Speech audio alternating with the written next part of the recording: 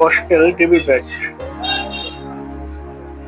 গবাদি পশু পোল্ট্রি শরীরে ফসকেল ও ক্যালসিয়ামের অভাব পূরণ করে, ভারসাম্য রক্ষা করে এবং পরিপূর্ণ শোষণ নিশ্চিত করে।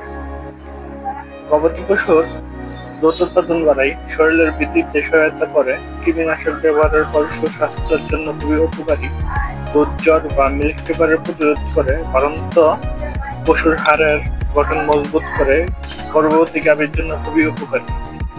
পোল্ট্রির ক্ষেত্রে ক্যালসিয়াম ও ফসফরাসের অভাব পূরণ করে ও ভারসাম্য রক্ষা করে, ডিমের খোসা তৈরি এবং মজবুত করে, ডিম উৎপাদন বৃদ্ধি করে, হাড়ের গঠন বৃদ্ধি করে, পায়ের দুর্বলতা বৃদ্ধি করে, মাত্রা ও প্রয়োগ বৃদ্ধি।